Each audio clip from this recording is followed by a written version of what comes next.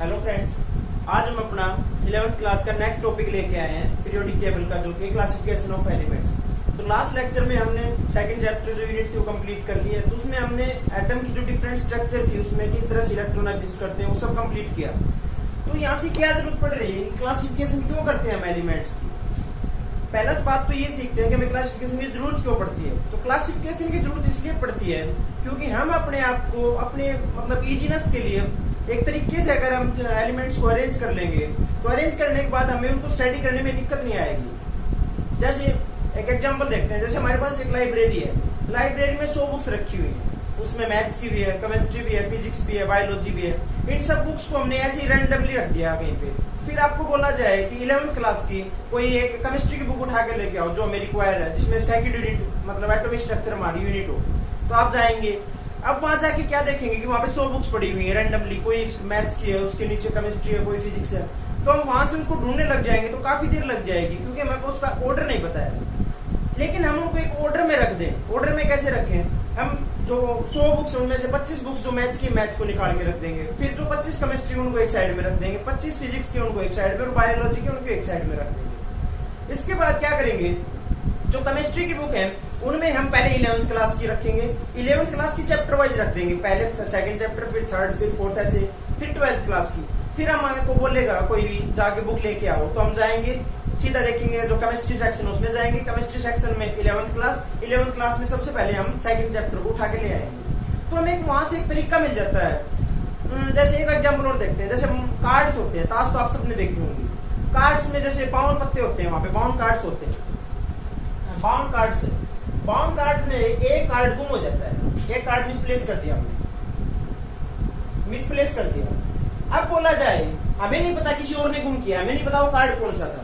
अब हमको बोला जाए कि वो कार्ड कौन सा था पता करो, तो हम 52 कार्ड्स को वैसे रैंडमली चेक करने लग जाएंगे तो समझ में नहीं आएगा कौन सी कार्ड्स है वो। आप चेक करके देख लेना, कार्ड्स होंगे सबके पास, मिल जाएंगे लगभग। तो वहां से एक निकाल के कार्ड उनमें से चेक करना कि वहां कौन सा कार्ड मिसप्लेस है।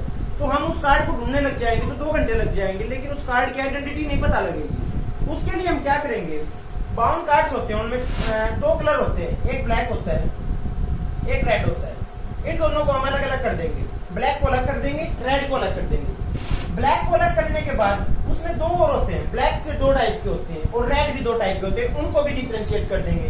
फिर जो 2 टाइप के जो अलग किए हैं उनको हम अपने उनके ऑर्डर में अरेंज करेंगे। सबसे पहले एस लगाएंगे, फिर 1 2 3 4 5 6, यहाँ से जोकर, क्वीन और किंग, इन सबको ऑर्डर में अरेंज कर लेंगे। इसी तरह जो दूसरा कलर है उसको अरेंज कर लेंगे, और यहाँ से भी और यहाँ से भी। अब हम देखेंगे इसका एस है, 1 है, 2 है, 3 है, जोकर, क्वीन, अगर इस मिल गया तो ये ठीक है, ये कंप्लीट है। फिर दूसरे में आएंगे, इसको चेक करेंगे सिमिलरली। तो एक कार्ड जो है वो नहीं मिलेगा तो वो से हम आइडेंटिफाई कर लेंगे, ठीक है। जैसे यहाँ पे 2 नहीं मिला हमें, तो 2 नहीं मिला तो हमें पता चल जाएगा। लेकिन हम 12 कार्ड्स में से इसी तरह अगर हम उनको सर्च करने लग जाएंगे कौन सा कार्ड था, तो हम ऐसे उसको आइडेंटिफाई नहीं कर पाएंगे।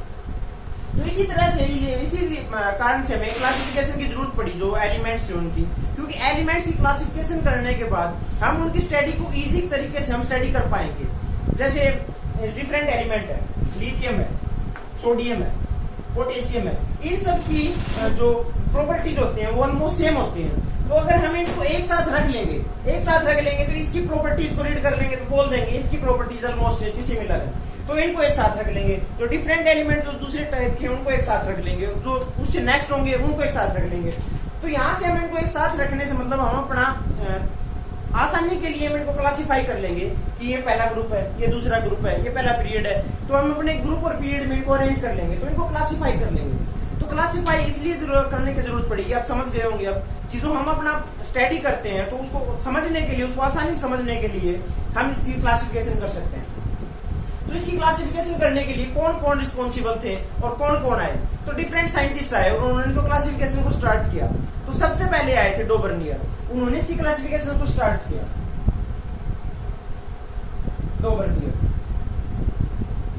डोबर्नियर, इसको जो डोबर्नियर ने ला दिया था इसको बोलते हैं हम law of tried. Law of tried का क्या मतलब है, नाम से भी दिख रहा है, देखो लॉ ऑफ ट्राइड, ट्राइड मतलब ट्राई का मतलब 3। डॉबर्नियर ने क्या किया, 3 एलिमेंट को एक साथ ग्रुप किया और उनकी आइडेंटिटी किस प्रकार बताई। 3 का ग्रुप लिया, जैसे लिथियम, सोडियम, और पोटेशियम, इन तीन का ग्रुप लिया। उन्होंने क्या बताया डोबर्नियर ने, जो इस प्रकार एलिमेंट सेट हो जाएंगे कि इसका एटॉमिक वेट और इसका एटॉमिक वेट का अगर हम एवरेज लें तो वो इसके एटॉमिक वेट की इक्वल आना चाहिए। जैसे इसका एटॉमिक वेट कितना होता है लिथियम का 9, इसका कितना होता है 39। तो इसका जो एटॉमिक वेट है और इसका एटॉमिक वेट का, इसका अगर हम मीन ले लें ऐड करके 9 + 39 और सॉरी 7 है, इसका एटॉमिक वेट 7 होता है। तो इसका एटॉमिक वेट और इसका एटॉमिक वेट का मीन लेंगे तो मतलब इन दोनों को जोड़ के हम 2 से डिवाइड कर दें, मीन आ जाएगा। 2 से डिवाइड किया तो 39 और 7 46 डिवाइड बाय 2 23। तो सोडियम का एटॉमिक वेट मिल रहा था यहाँ से 23।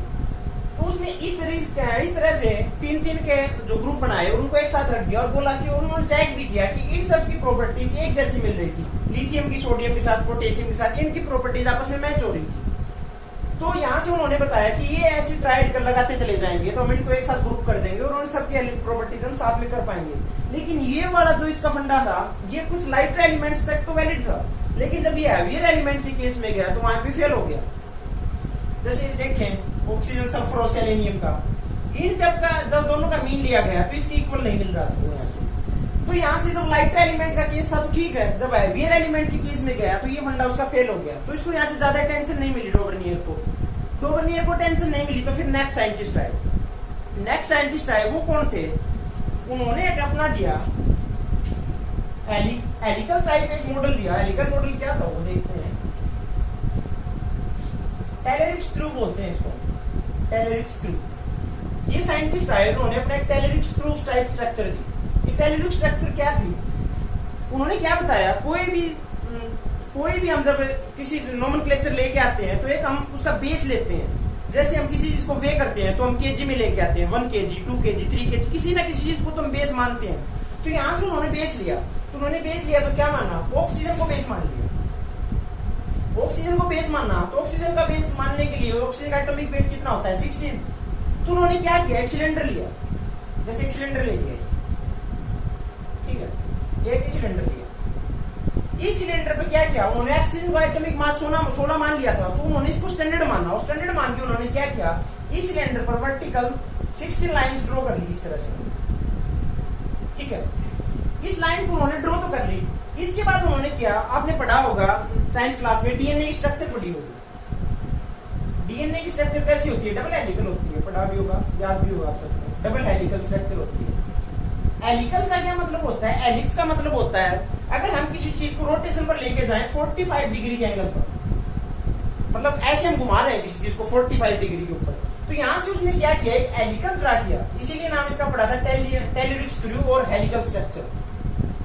हेलिकल इसलिए पड़ा था क्योंकि 16 लाइंस थी, उन्होंने कट करवाया 45 डिग्री के ऊपर, हेलिक्स बनाया इस तरह से। हेलिक्स बना के 16 लाइंस को इस तरह से ड्रा किया। फिर उन्होंने क्या किया, जो एलिमेंट्स थे तो उनको एलिमेंट्स को एक असेंडिंग उनके एटॉमिक वेट के अकॉर्डिंग ऑर्डर उन्होंने रखना स्टार्ट कर दिया। एक एलिमेंट यहाँ रख दिया, पहला, दूसरा है, तीसरा है, चौथा है, 5, ये सब इस तरीके से उन्होंने एलिमेंट्स को सबको रखना स्टार्ट कर दिया। तो उनको क्या देखने में मिला कि जो पहला एलिमेंट था और इसके नीचे जो एलिमेंट आ रहा था, उन सब के एलिमेंट्स की, जैसे ये यहाँ पे एलिमेंट आ रहा था, कोई 16th एलिमेंट आया तो रोटेट करके यहाँ पे फिर 17 जो यहाँ पे फिर नेक्स्ट एलिमेंट आ रहा था, इन एलिमेंट्स की प्रॉपर्टीज आपस में मैच कर रही थी। और मैच भी इस तरीके से कर रही थी कि इन एलिमेंट्स का जो मास था, एटॉमिक वेट था, मास या वेट बोलते हैं, मास या वेट डिफर कर रहा था कितने से, was differing from each other by 16 unit से जो इनका मास था वो डिफर कर रहा था। जैसे यहाँ पे उन्होंने पहला एलिमेंट लिया लिथियम, इसके नीचे फिर रोटेट करके फिर थोड़ा एलिमेंट आया, वो आया सोडियम, फिर आया पोटेशियम। इन सबको इस तरीके से अरेंज करता चला गया। तो उसने क्या देखा, जैसे लिथियम था, लिथियम का एटॉमिक वेट होता है 7, सोडियम का होता है 23 और पोटेशियम का होता है 39। तो यहाँ से देखो 7 + 16 करेंगे 23 और 23 में ऐड करेंगे 39 में 16 ऐड करेंगे 39। तो यहाँ से उन्होंने बोला कि जब एलिमेंट्स को हम अरेंज करेंगे हेलिकल टाइप स्ट्रक्चर में, तो हेलिकल टाइप स्ट्रक्चर में अरेंज करने के बाद जो एलिमेंट आ रहे हैं एक सीरीज में, वो एक दूसरे से 16 के एटॉमिक वेट से डिफर कर रहे हैं, इस तरीके से बताया। तो यहाँ तक कुछ एलिमेंट्स के लिए रूल फॉलो कर गया, लाइटर बोल सकते हैं कुछ एलिमेंट्स के लिए, लेकिन कुछ एलिमेंट्स ऐसे भी है जिनके लिए, और हेवियर एलिमेंट्स के लिए तो किसी के लिए फॉलो नहीं कर रहा था। क्योंकि हेवियर एलिमेंट्स का मास तो ज्यादा 30-40 यूनिट से डिफर करता है। तो 16 का जो इसका फॉर्मूला था 16 का दिया था, ये यहाँ पे फेल हो गया। तो टेलरिक स्क्रू या हेलिकल जो स्ट्रक्चर आई थी, इसको भी कुछ ज्यादा टेंशन नहीं मिली थी और ये भी फेल हो गया। इसके बाद जो नेक्स्ट क्लासिफिकेशन के लिए आए थे साइंटिस्ट, वो आए थे न्यूलैंड। न्यूलैंड ने क्या बताया था? तो नेक्स्ट साइंटिस्ट आए थे, वो आए थे न्यूलैंड। और उन्होंने अपना जो लॉ दिया था उसको हम बोलते हैं law of octaves. Law of octaves. Octaves क्या होता है? आपने टीवी के ऊपर देखा भी होगा, जो सिंगिंग स्टार आते हैं, तो सिंगिंग स्टार में वहां पे कंपटीशन होते हैं, तो आपने सुना होगा कि सारे गामा पा धा नि सी, जो एक जो न्यू म्यूजिकल नोट होता है 8 का, जैसे सा रे गा मा पा दा नी सा। ये देखो 1 2 3 4 5 6 7 और 8। पहला था और फिर से दोबारा से जो 8th एलिमेंट आया था, जो 8th नोट आ रहा है म्यूजिकल नोट, वो सा से स्टार्ट होती, सा पे ही मिल रहा है। पहला और 8वां, इसको बोलते हैं म्यूजिकल नोट। Musical note. तो यहां से इन्होंने क्या बताया था? लॉ ऑफ ऑक्टेव इसीलिए दिया था कि जो म्यूजिकल नोट होता है, उसी तरीके से जब इन्होंने एलिमेंट्स को उनके एटॉमिक वेट के अकॉर्डिंग इंक्रीज किया और रखना स्टार्ट कर दिया, पहला दूसरा, इस तरीके से जब 8 एलिमेंट रख दिए, तो पहला और 8th जो एलिमेंट थे उनकी प्रॉपर्टीज आपस में मैच कर रही थी। जिस प्रकार से यहाँ पे म्यूजिकल नोट की आपस में प्रॉपर्टीज मैच कर रही हैं, यहाँ पे सा मिल रहा है और 8th वर्ड फिर से सा मिल रहा है। इसी तरह से पहला एलिमेंट और 8th एलिमेंट जो मिल रहा था, उनकी प्रॉपर्टीज आपस में मैच हो रही थी। उन्होंने रख के देखा इसको, जैसे रखा lithium, beryllium, boron, carbon, nitrogen, oxygen और फ्लोरीन। 1 2 3 4 5 6 7 के बाद जो 8th एलिमेंट आ रहा था, वो फिर से इसको मिल रहा था सोडियम। सोडियम के बाद मैग्नीशियम, मैग्नीशियम के बाद एल्यूमिनियम, एल्यूमिनियम के बाद सिलिकॉन, सिलिकॉन के बाद मिल रहा है फास्फोरस, फिर सल्फर और फिर क्लोरीन। इस तरीके से इनको अरेंज तो कर लिया इसने। तो इसके बाद भी सही थी कि 7 था और 7 के बाद फिर से 8th एलिमेंट आया, फिर से अगर इस तरीके से अरेंज करता चला गया। लेकिन यहाँ पे एक मेजर प्रॉब्लम आई, जब यहाँ पे नोबल गैस की डिस्कवरी हुई। नोबल गैस की डिस्कवरी हुई तो नोबल गैस भी तो यहाँ पे बीच में नहीं थी। फ्लोरीन और सोडियम के बीच में एक नोबल गैस आती है, नोबल गैस को तो काउंट ही नहीं कर रहा था। नोबल गैस आ गई, तो नोबल गैस आने के बाद 8th एलिमेंट आ रहा था, वो 9th हो गया, 9th हो रहे थे, वो जो मतलब एक ऑर्डर आ रहा था, ऑर्डर फेल हो गया। तो इसमें काफी ड्रॉबैक्स आए। तो जो न्यूलैंड्स लॉ ऑफ ऑक्टेव्स था, वो स्टार्टिंग में तो काफी हद तक उसको अटेंशन भी मिली थी और इसको इसके रिगार्डिंग एक कुछ अवार्ड्स भी मिले थे, क्योंकि इसने बहुत ज्यादा एक तरीके से एक्सप्लेन तो कर दिया था चीज को। लेकिन जब नोबल गैस की डिस्कवरी हुई उसके बाद और फिर कुछ एलिमेंट्स ऐसे भी आ रहे थे, जैसे यहाँ पे बीच में डी ग्रुप के एलिमेंट आ जाएंगे, हम लास्ट बाद में पढ़ेंगे, ये आपको पता भी होगा कि यहाँ पे एस ब्लॉक एलिमेंट है, यहाँ बीच में डी ग्रुप एलिमेंट आएंगे। तो डी ग्रुप की एलिमेंट की और पी ब्लॉक एलिमेंट की प्रॉपर्टीज तो आपस में एक दूसरे से बहुत ज्यादा डिफरेंट होती है, क्योंकि ये मेटल और वहां पे नॉन मेटल आएंगी। इन दोनों की प्रॉपर्टीज एक दूसरे से बिल्कुल अपोजिट होती हैं। लेकिन न्यूलैंड लॉ ऑफ ऑक्टेव के अकॉर्डिंग इन सब ने उसने इकट्ठा कर दिया था यहाँ पे, तो इकट्ठा कर दिया था, तो यहाँ पे काफी ड्रॉबैक आ रहे थे, तो ये मॉडल भी फेल हो गया था। इसके बाद जो नेक्स्ट क्लासिफिकेशन के लिए आए थे, वो आए थे लोथर मेयर। लोथर मेयर ने क्या किया? ग्राफ प्लॉट किया।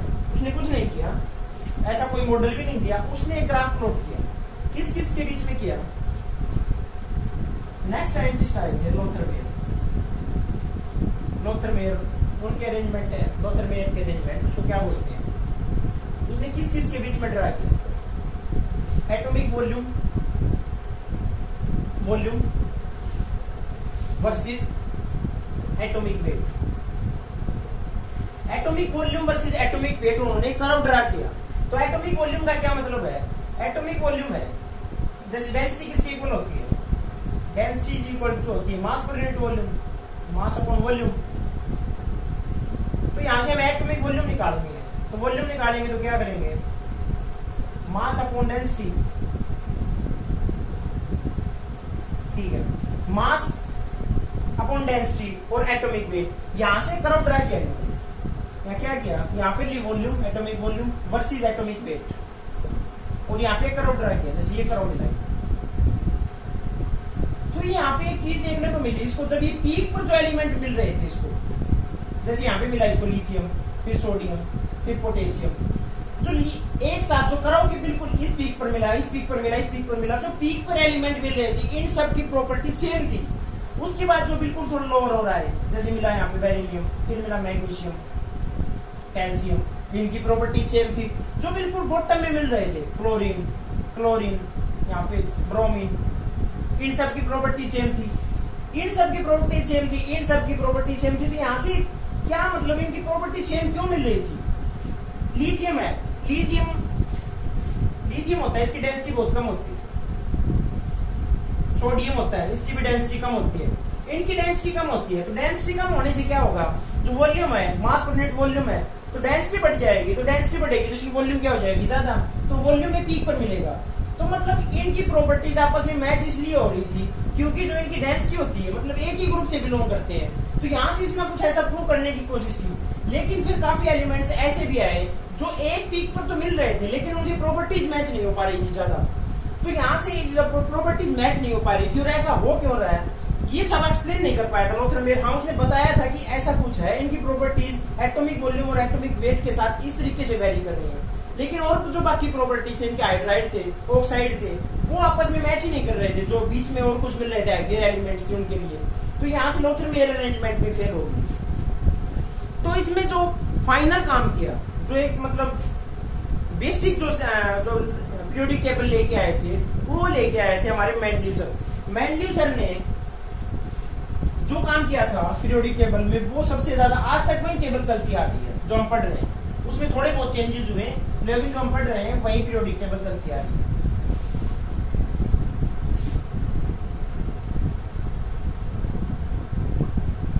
नेक्स्ट आई थी मेंडलीव पीरियोडिक टेबल। तो मेंडलीव पीरियोडिक टेबल क्या किया, मेंडलीव ने क्या किया, मेंडलीव के टाइम तक ऑलमोस्ट शायद 63 एलिमेंट्स थे, वो नोन थे।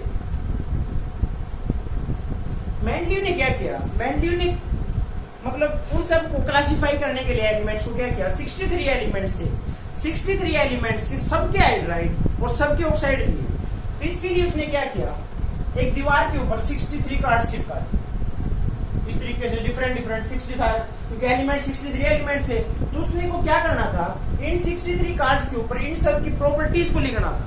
इसका एटॉमिक वेट कितना है, इसकी क्या प्रॉपर्टी है, क्या हाइड्राइड बना रहा है, क्या हाइड्रोक्साइड बना रहा है, क्या ऑक्साइड बना रहा है, इन सब की प्रॉपर्टी को 63 कार्ड्स के ऊपर लिखना था उसको। लिखने के लिए उसने क्या किया, 63 एलिमेंट्स को लिया और इन सब के हाइड्राइड रिएक्शन करवाई प्लस ऑक्साइड रिएक्शन करवाई।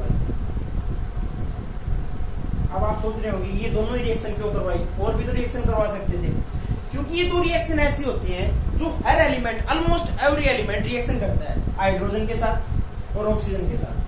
ऑलमोस्ट एवरी एलिमेंट हाइड्रोजन और ऑक्सीजन के साथ रिएक्ट कर जाता है।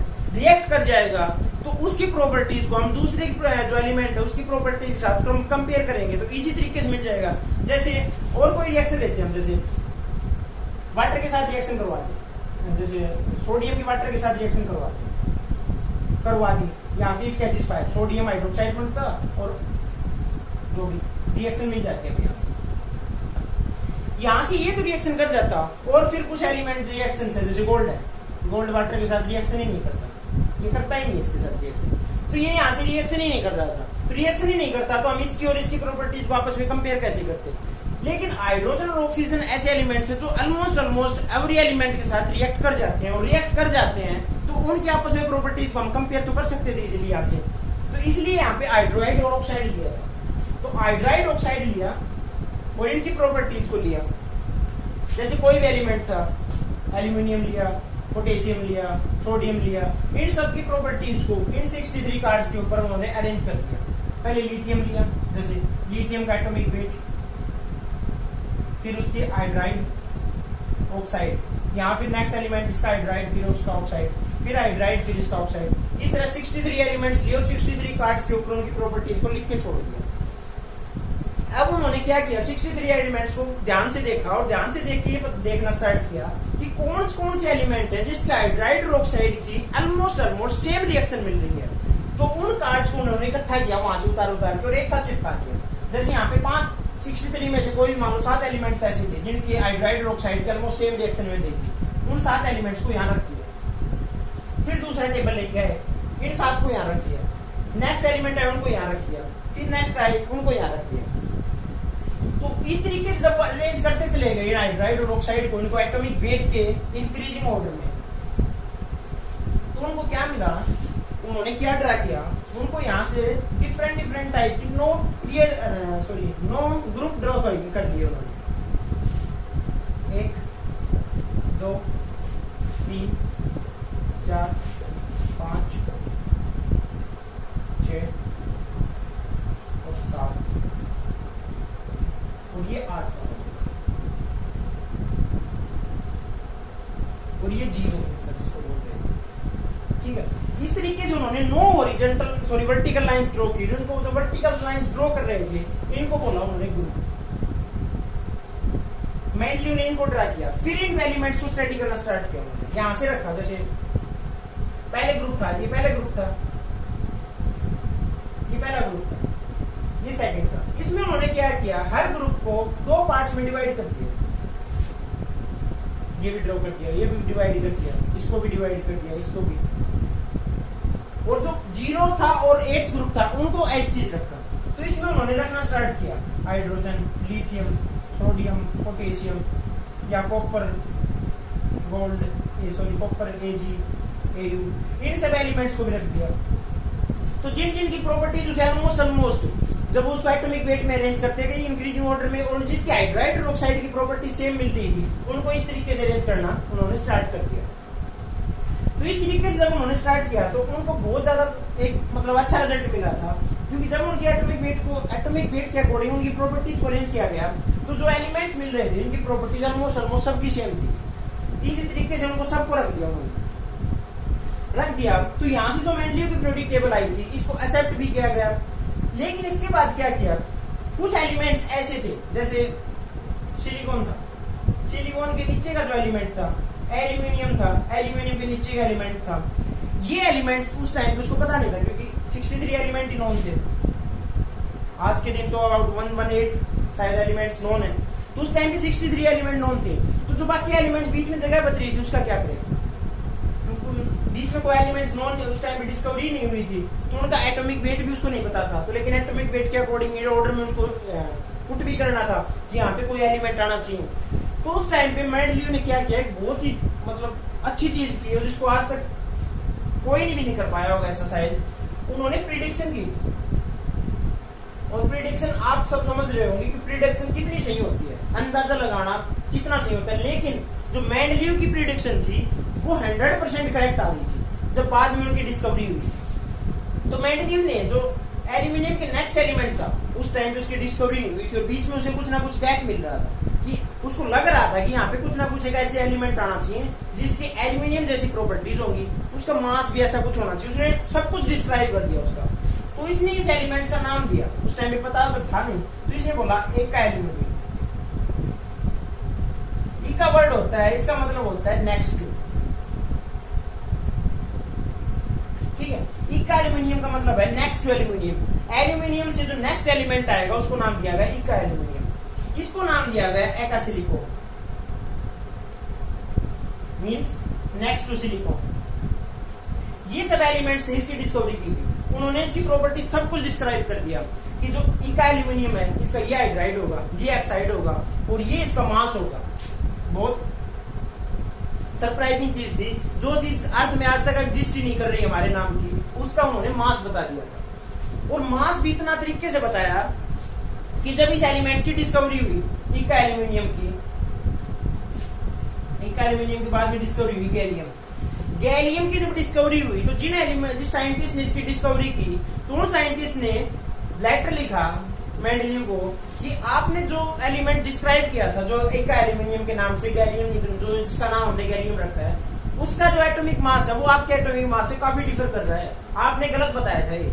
तो मेंडलीव अपने आप के ऊपर इतना कॉन्फिडेंट था कि उन्होंने उनको वापस लेटर लिखा कि बोला नहीं, आपकी कैलकुलेशन में कहीं ना कहीं गलती हुई है, मैंने जो बताया था वो एक्यूरेट था। साइंटिस्ट ने फिर से ऊपर गैलियम के ऊपर काम किया और पता लगा कि जो गैलियम की प्रॉपर्टीज मेंडलीव ने बताई थी एक्यूरेट वही थी। तो मेंडलीव अपने आप के ऊपर इतना कॉन्फिडेंट था, इतनी जबरदस्त प्रिडिक्शन की थी मेंडलीव ने अपने टाइम के ऊपर।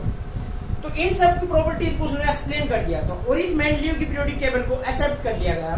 जो आज हम पीरियोडिक टेबल पढ़ रहे हैं वो मेंडलीव की पीरियोडिक टेबल है। हाँ, उसमें कुछ टाइम के साथ चेंजेस आए हैं, लेकिन जो पीरियोडिक टेबल का फॉर्मेट है, ग्रुप है, उनके जो पीरियड है, वो सब उस टाइम पे उन्होंने बता दिया।